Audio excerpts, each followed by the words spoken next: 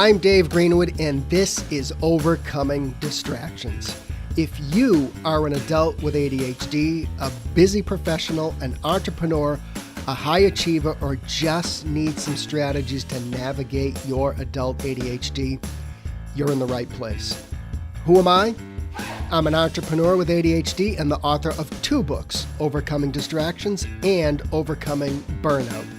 I coach and mentor people just like you, and together we navigate the ups and downs of adult ADHD. From getting out of our own way to helping people just like you thrive in the workplace. That's what I do. Want more info on working with me? Hit overcomingdistractions.com. Ready? Let's get to today's podcast. All right, gang, we're back. It is Overcoming Distractions, and if you are that busy professional with ADHD, or you think you have ADHD, then you're definitely in the right place. You're a high achiever, you got a demanding career, lots of stuff going on in your life, then we are here to help you do a little problem solving, sort some things out, maybe get some ideas for thriving in business and life.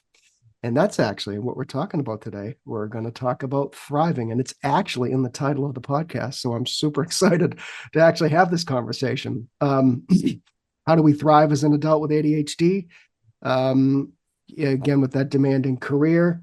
And I don't know about you, but I don't want to just get by in life. I'm getting too old for that. I want to be fulfilled. I want to thrive. I want to have a sense of purpose in my life. I don't want to be grumpy. I want to be healthy, and I want to do things that matter in my life. So today we have Rand Selig, who is going to walk us through how we can thrive, again, whether you have ADHD or not. So if you think you have ADHD or you just stumbled on this podcast, please don't hang up, because we're going to have a great discussion. Rand has an MBA from Stanford. He's earned undergraduate degrees in mathematics and psychology. I want to figure out how we got to where we are today with those degrees, but maybe we can chat about that. And he's the author of Thriving: How to Create a Healthier, Happier, and More Prosperous Life. So welcome to Overcoming Distractions. Thanks very much, David. It's a pleasure to be here with you and your guests. Yeah. Can you tell us a little bit more about your work before we dig into the very big topic of thriving? Well, this has been a fantastic adventure. I began collecting materials when I was in high school, which is a long time ago. I'd write notes about a book that I thought was very interesting. I'd be collecting quotes. I jotted down ideas I had along the way. And many, many years later, I had this big pile, and I said, what am I going to do about that? I know there's a couple of books inside me, and there's a couple of books inside this big, tall pile. And right. So I started chunking it into what ultimately became the chapters for this book. This is not a story about me, although there are many, many little vignettes and things I bring in to just, make the point. Okay. But it's a book that really expresses my observations and a lot of research and science that I brought into this. I've had a lot of experiences in life, running my own company, living in different places on the planet, being a scoutmaster, Little League coach, served on 18 boards. Wow. And I am a roll-up-your-sleeves conservationist. So I've met a lot of people, and a lot of people who are facing headwinds, who have pain points. And in many ways, I've been there at the front lines to help them. But I certainly have come away with some thoughts that I'm trying to showcase in my book as a compass for how to navigate through life. You just mentioned a couple things, such as being a scoutmaster and doing some volunteering and other things about getting involved in the community. Is that, maybe we can dig into this a little more, but is that part of thriving in life, is having that community part of your life and giving back and providing your skill set and expertise. Absolutely. Thank you so much, David, for bringing that up. People who are just really focused on themselves, maybe because they're struggling and they're just trying to get by. Yeah, it makes sense. It's completely understandable, and I'm not passing any judgments about people who are not serving others. But when you are out there serving others and you're thinking about something other than yourself, life shifts. It's a dramatic change. You invest in something besides yourself, and you make people smile, you help people, you help Mother Nature. These are really important things to do. In a way, you become invisible. To me, I think my happiest times are when it's not about me. Of course, I'm in the game. I'm in the play, so to speak. But I'm not doing this for me. And as you point out, there's also a possibility of building relationships, building a sense of community, which is, heartbeat. It's really very good thing. So, because we talk, we talk a lot about burnout here too. One, because my second book was about burnout, but two, because a lot of busy people with ADHD, they do experience burnout. And they experience it sometimes harder and faster and differently than neurotypical people. But one thing we talk about a lot is just, we like to hide and duck for cover and, and stay in our homes. And we talk about get out, get talking, at the very least, go have a beer or dinner with a close friend. But I think other ways that they can thrive is by kind of getting involved in some aspect of your community. I mean, it could be as simple as helping out at the food pantry on Saturdays, or as you say, more extensive types of things. And I think that, it may be hard for somebody to step off the curb at first at certain aspects of life, but I think they feel better when they do so. Well, I have a very high bar for thriving. So it's not as if you're not doing all these things, you're not thriving. It's not that way. It's a very personal decision. It's a personal evaluation you do. But in my book, I talk about 4 big dimensions to thriving. The first one is thriving personally. That's actually half the book. Because it's so foundational to everything else. It talks about building character. It talks about having gratitude. It talks about having purpose. It certainly engages with a whole series of the emotions that we all have, whether they're the positive ones or the negative ones. It talks about spirituality and religion, if you have a religion that works for you. So there's a whole group of elements there. I say the most important relationship you'll ever have in your life is the one with yourself. So once you build that, you're thriving personally, then you can go on and thrive with others. That's part 2. You can thrive out in the world, part 3, which is just what we're talking about, conservation of the environment, or being of service to others on boards, or just volunteering. And there's so many different ways that can happen just right there basically out your front door. And the 4th part of thriving is thriving by moving ever forward in life, by evolving, by saying, okay, I'm not trying to be superior to my fellow man. I'm trying to be superior to my former self. That's true nobility, as Ernest Hemingway says. So those are the 4 dimensions. And as I say, that's a high bar. Thriving is not the weather. It's not about today, because today may be a cloudy, dreary day in Boston. Well, it actually is.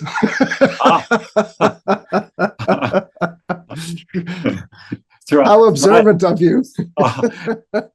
Thriving is the climate. It's the average over time. And that's really where we want to be. And thriving is really fundamentally, and that's why I put it in the title, it's about being healthy, and I'm of course that means physically, but I'm really talking especially about emotional health. Yeah. Healthy, happy, and there's some science about that that I bring up and happy to talk about a little bit today, if you'd like. And then being more prosperous, Yeah.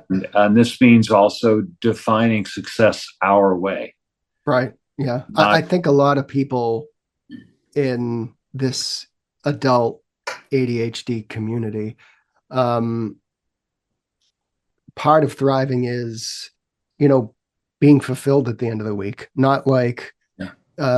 like many people with ADHD, they um it's just like a rat race to get to Friday, and then like they're tired. And part of that is like having some type of control or agency over their week, where they actually do have the room in the, quite frankly, the systems in place to actually be able to enjoy what they're doing, enjoy leaving work, going home, going to the kids' baseball games, those types of things. But I think many of us do struggle in those areas. So you mentioned science, which I think is great. So I think you talk about that in the book. So what does that mean, and how does it apply for people who are um, uh, on a quest to thrive? Well, as I mentioned, this book is not just my own observations and my own experiences. Life it does bring in a lot of information about the studies that have been done, research, and call it the science overall. And I'll mention three examples just to highlight a few. One is at the beginning of the book is there's a discussion about personality, and there's the primary way in which psychologists think about personality is something called ocean, um, which is the big five. Call it the big five. And ocean is a way of defining your personality. Are you open to new experiences? That's the O. C is are you curious? E is where are you on the spectrum of extroverted to introverted?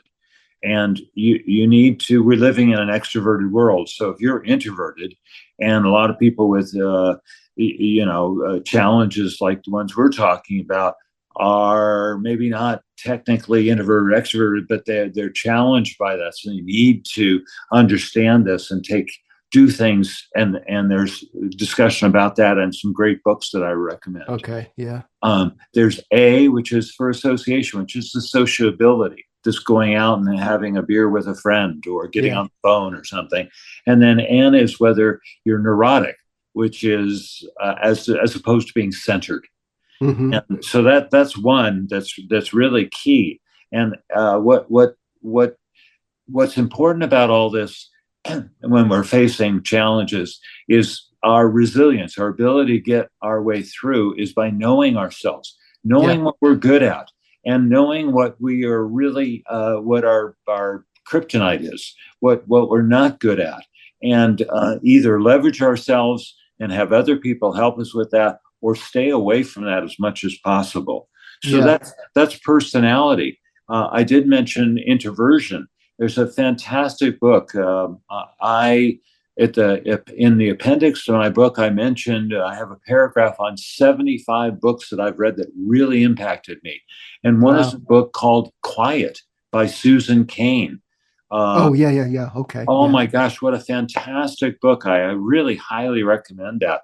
Mm. I test as an introvert, strongly as an introvert. People are shocked when I say that, but I say the technical definition of being an introvert is that after a lot of social stuff, I need to withdraw. I need Yeah. to recharge by myself. And I Right. also know that I do my best work quietly by myself, Yeah. creating an agenda, thinking what's going on, coming up with a plan for the next week or month Yeah. or whatever it is. No, and I think you cite a very common example. I more so in the neurodivergent community, but I think other people in general is they're like, I'm done with people today. Yeah. Yeah. You know, Yeah. I mean, Yeah. let's just call it what it is. And you're like, I just don't have any more energy to be able to people, quote Yeah. unquote. Yeah. So, and you need time to kind of refresh it. It actually, I believe it kind of chips away at your executive functions. You know, you do expend a certain amount of energy having to deal with people. No, there's no question about it. And especially if you have a position where you are in charge of something and you're managing, or if you're leading, and they are two separate kinds of functions, leadership versus management. Yeah. But less is often more. And when you find yourself hungry, when you find yourself tired, when you find yourself just not able to concentrate anymore, you need to pull away Yeah. and recharge and give yourself that benefit.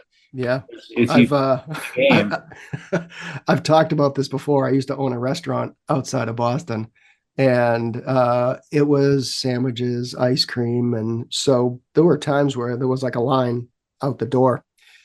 And I would very often just walk away for 5 minutes and actually go in the walk-in freezer and shut the door. That's and cool down. I would cool down. There was nobody talking, and I'm like, I just need to walk away. I need to, the fan's blowing, but other than that, there was really no other noise and nobody talking to me. But sometimes we just need to walk away in order to thrive, right? Well, it's really the case.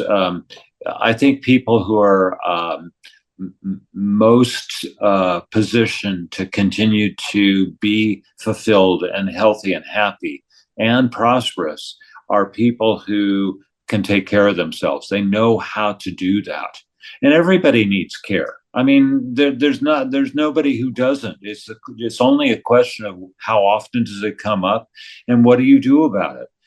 Have you put into your life on a daily basis, maybe chunks of the day where you're taking care of yourself? Are Yeah. you going into that cooler? are, Right. are you taking some deep breaths? I every week I go for a walk, often by myself, where Yeah. I'm just slowing things down. That's so important too, because I have a lot of responsibilities. I have a lot on my plate, and Yeah. I enjoy it. So I'm not busy. I'm just delightfully scheduled. But there are times when I just need to sort of say, okay, relax, calm down, Yeah. notice the beauty, notice the bugs, look at the leaf on that tree. Uh, Right. And just that's that self-awareness piece, which I think a lot of us do have a little bit of difficulty with. And I've used this example numerous times, but there is a lake, a couple miles from my house. It's very close, but it's about 2.5 miles or so around the lake, but it's dead quiet up there. And oftentimes I walk up there, it takes me 40, 45 minutes to walk around. But just the environment, the act of walking, the act of being out there with no noise, so to speak, no distractions. I always not only feel better when I say get back to my car, but I've always like sorted something out or solved the problem that I might be yeah, struggling with that you can't do when you're driving in your car or you're between meetings or you're eating lunch. You know what I'm saying? It's just like there's an element of fuel there. that's a very good point, and I think the imagery of what you just described is very nice and very clear. I've been asked many times. Well, you talk about taking time to yourself and taking a walk in nature, but I like to catch up and listen to some podcasts while I do it because Yeah. this David Greenwood guy's podcasts are great, and I want to listen to them. And Yeah. can I Thanks for can the I plug. can I can I walk in nature, take that walk you're talking about, and listen to my podcast? Yeah. And my answer is yes. Just check to make sure it's working for you. And I would just suggest, not knowing you very well, don't listen all the time to the podcast and take the walk. Sometimes just unplug. Yeah. Just and stop. Don't move.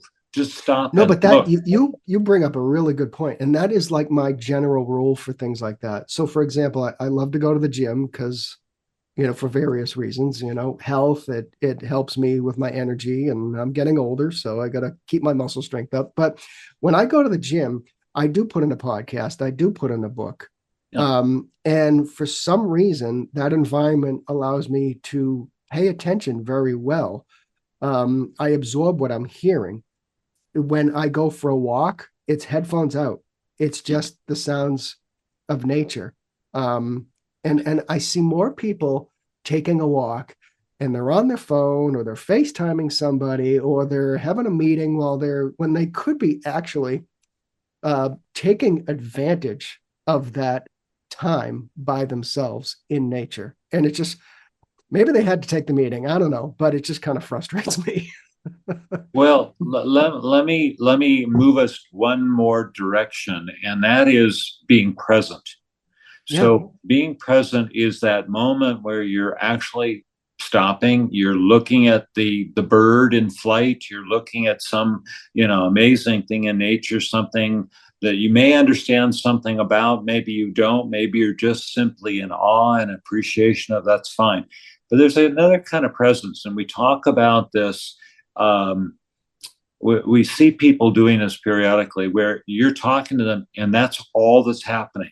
They're not seeing anybody else right. but you. They're hearing you carefully. They're watching your body or your facial reactions. And, it's amazing when you're in that moment with them. And I Right. discovered actually fairly recently that my happiest moments are actually when I'm fully present with Yeah. somebody else. It's so much joy. I'm just listening. I'm soaking it all in, and then I'm asking questions. I'm following up.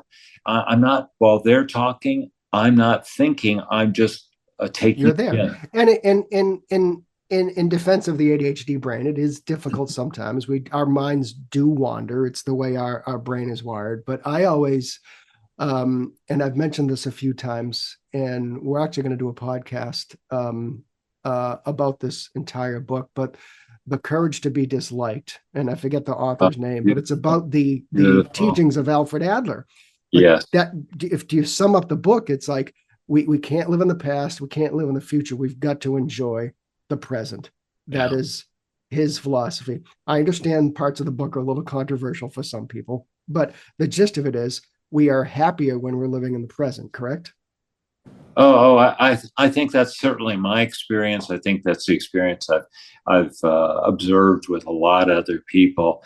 I am a big planner, and Yeah, I'm very aware of my past, my history. I am the author of my own story, which means I understand my history, and that gives me great power to create future possibilities for myself. yeah, Um, and I'll throw in another line I like to say is who is driving your bus? right. If you're in charge and you're making the right choices for yourself and you're taking care of yourself, then you're the driver of the bus. You're deciding how fast to go, when to stop, when to Yeah, turn right and when to turn left, when to invite new people onto your bus. Yes, sometimes you got to be social, got to take yeah, a little bit of a risk, say, hey, would you like to have a cup of coffee? And when to invite people off your bus. Some people may have been fine for a while or maybe really close, but things change, you change. And right. so sometimes people who are, I'll use the word toxic, but certainly in some way depleting of you need to be invited off your bus. And Right. so these are all powers, incredible powers we have. The power, if we exercise those powers, then we can get on this path to thriving. Is that what I know you talk about intentional decisions in our life, whether it's career or personal or home life or what have you. Is that what you're talking about as being more, I'll defend the ADHD community. We also have a problem with decision fatigue, like something as simple as what am I going to wear to the gym today? Yeah. But on a more bigger scale in terms of, as you say, uh, steering the bus. Yeah. So how uh how have you experienced, or what do you talk about in the book about those intentional decisions, like guiding us to our North Star, so to speak? Well, I think the thriving element that becomes available to us is when we're making decisions and making choices. That means you're saying no to some things and yes to others. Choices about how we're spending our time, who we're spending our time with, what our habits are. So you need to do an inventory. What habits do I have? Which ones are really serving me well? Which Yeah, ones are bad habits? And I need to chip away at those. There's some really great Atomic Habits is a great book. I highly recommend right. that one to people. And then how we're feeling. And yes, those are choices too. One I like to showcase a lot is the habit of being positive. I am relentlessly positive. And it's Yeah, not like I'm being Pollyannish about things. I have reasons for doing that, but I know what the alternative is, which is to be cynical, yeah, which is to be angry and anxious. These are not, they do not serve me well. I don't think they serve very many people well at all. So I choose to a series of emotions to be positive is one of the keys to that. So yes, I think these are intentional, very intentional, and they start with this self awareness. I know myself very well. Uh, yeah, I know what I'm really good at. And I know things that are hard for me, and I know yeah, things that I have to continue to work on. And I got to say, I also am kind to myself because I'm a work in progress. I'm a piece of clay. I'm not there flat, right. a block. I have some shape, and I can Yeah, hold some water. that's right. So that's all good. But I know, and I actually take delight in the fact that I am evolving. I'm becoming Yeah, a better person, and I and right. I enjoy that. I and I Yeah, and I can celebrate that either privately or with special people I've allowed into that kind of a conversation with me. yeah. Now, let's get to the end goal, Yeah. or is it a consistent goal, or is it more of, as you mentioned, the Atomic Habits type of thing, Yeah. where it's just consistency? But how do we know when we're thriving? Is it when we are doing the things you talked about, like the consistent self-awareness and the consistent work on ourselves and the consistent trying to stay positive, or what elements make up thriving? Well, it is a very personal thing. And so, David, what would you would talk about and count on your top list would be probably similar, but maybe a little different than the ones that I would put on my list. I think they aggregate into some common denominators. Yeah, at the end of the day, do you feel good about your day? Do you feel good about yourself? Do you are you complaining? Just Yeah, listen. Which words are you using? Are you coming back from experience saying, hey, that was interesting. That was fun. yeah, I learned something. I'm looking forward to something. Or are you pulling back and saying no? Are you smiling? Just pay attention. You can sort of feel, you don't have to just look in a mirror to know whether you're smiling or not. right. I'm doing You a could lot of feel it in your smiling. face. You can feel it. You can feel your body. Just be in touch. That sort of feedback loop of the physical and emotional self. You know when you're thriving, and my as I say, my standard is very high. You don't have to do all of those things to say, yeah, check, I'm thriving.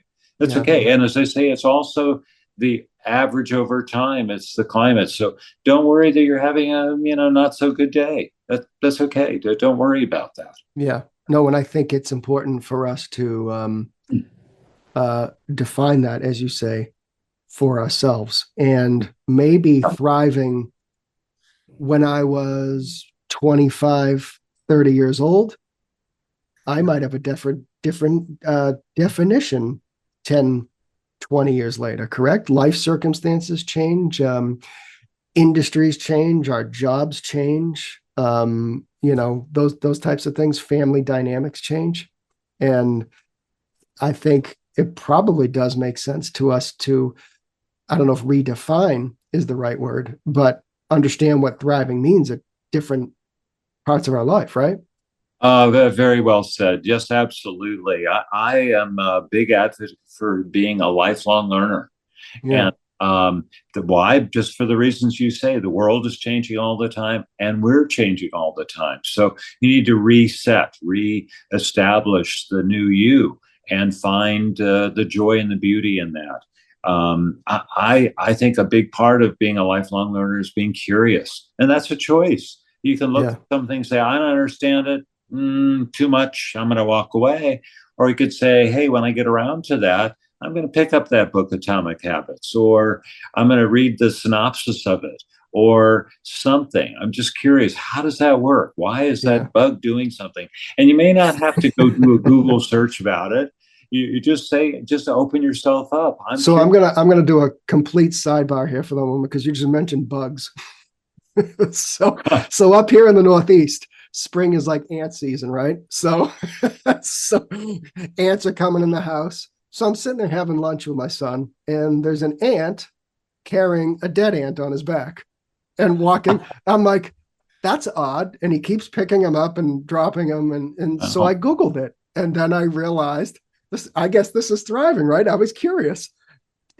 Ants, ants pick up dead ants and get them away from the colony because they emit some toxins that can wipe out the rest of the colony. I'm like, these guys are smart. Wow. Oh, But I'm like, to your point, it's just like it was like I'm sitting there eating lunch and I'm watching this ant walk around the floor and he's carrying a dead ant. And I'm like, I'm curious. well, notice that when you told the story, you laughed. You enjoyed the experience of I'm this. like, You my learned great something. grandmother used to say, you learn something new every day. There we go. Well, we can allow ourselves that Yeah. pleasure, that great pleasure. Absolutely. Yeah. So I always it's a part of this podcast is I want people to be able to walk away after listening to this podcast and maybe just implement some things in their life Yeah. or just think about things or not so much action items or a to-do list, but hey, maybe I'll try that. Or hey, Yeah. that's maybe next time, whatever. Maybe I can implement this or think about this. So do you have a basic roadmap for thriving? And I add to that the busy professional, the person that has a Yes. demanding life, busy career, kids, maybe they are volunteering their time, so they got a lot of things going on. So and if they feel they're not uh living their life to their fullest, is there a basic roadmap of things that they can be thinking about to maybe feel better about thriving? Well, absolutely, yes. And in fact, the testimonials from my book, I'm delighted with these amazing testimonials. The head of Kaiser Permanente, Chip Conley, who's, a giant in so many ways, and others have said this is a compass. This is a roadmap for how to go about living life. It's not to be or not to be. It's how to be or how Yeah. not to be. That serves you. Again, this is not me saying, "Hey, here's the gold standard," and if you don't check off all the boxes, boo on you. Not at all.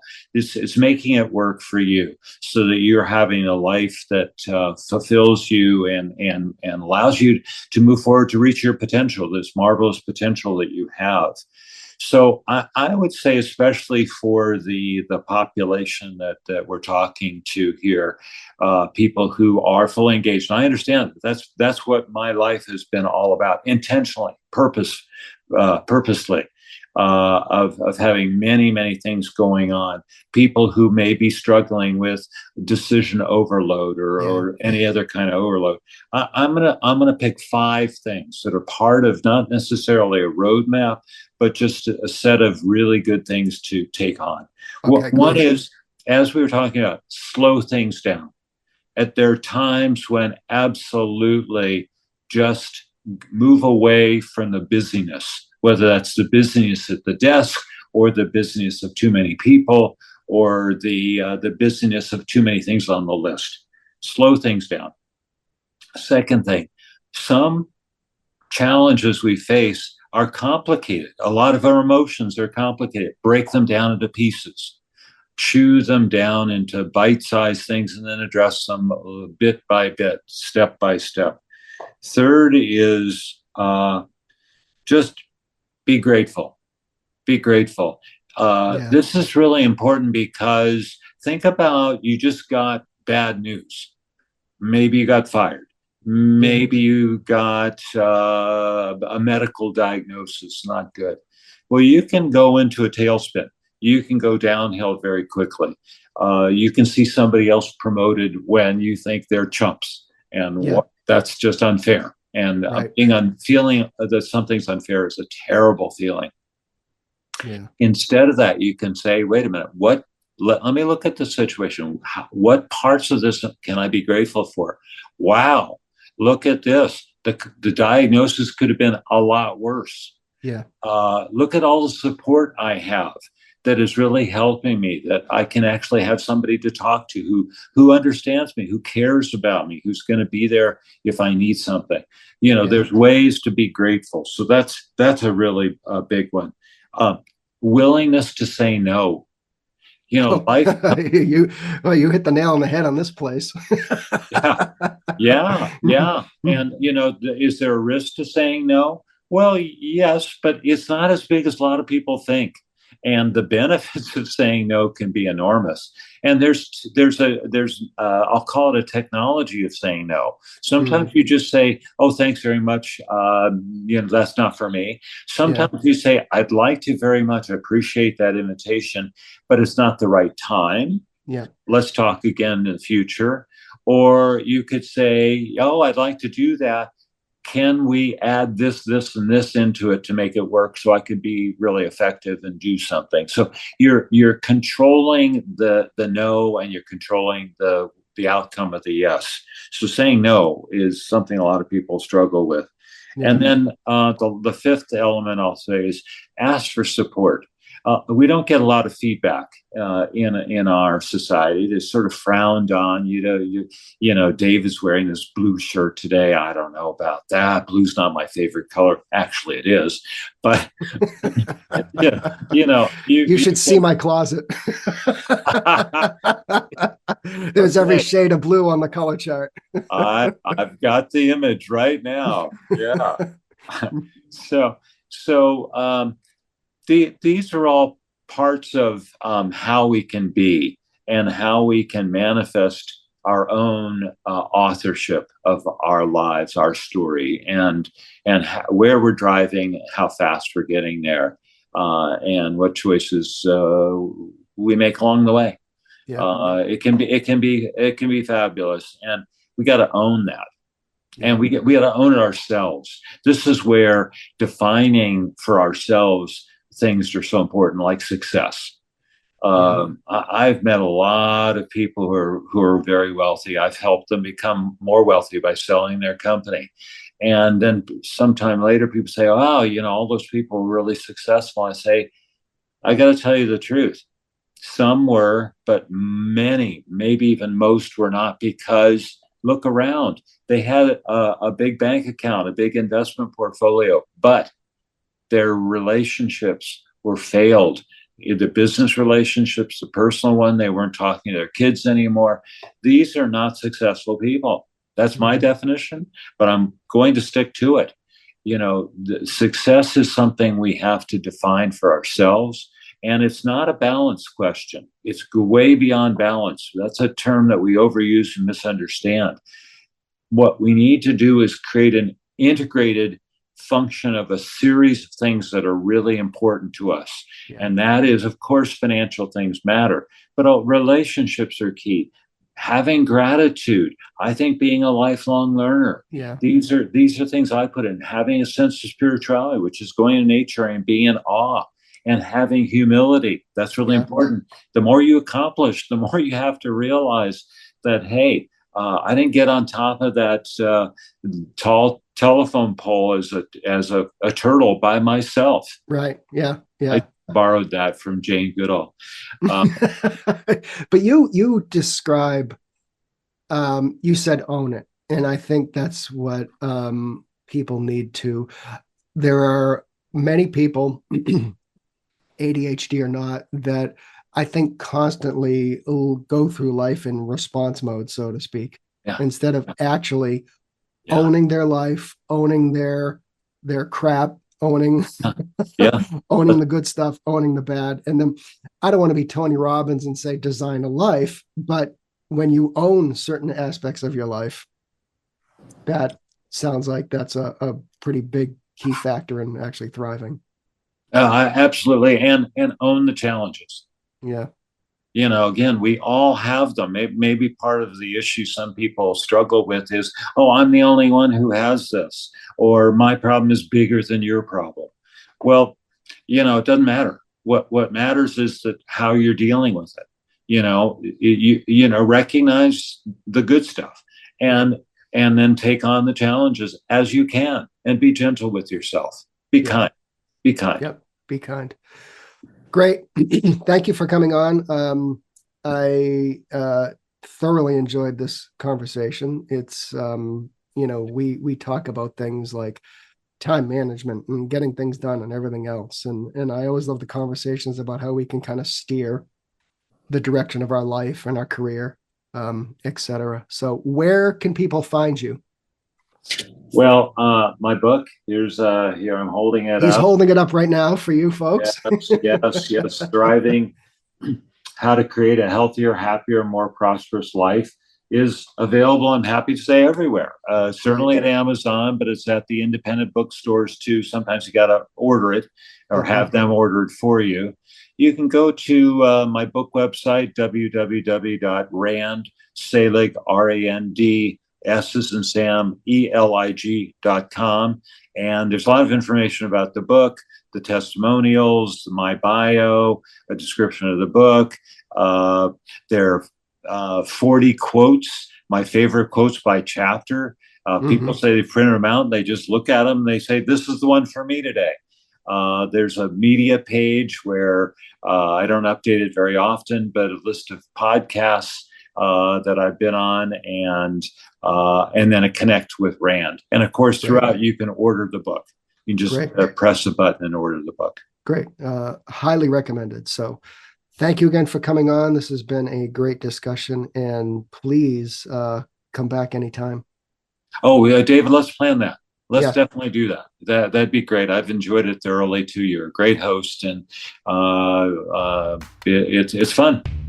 Right. And hopefully impactful. So people will have Rand back soon. So thank you again, sir. Great discussion.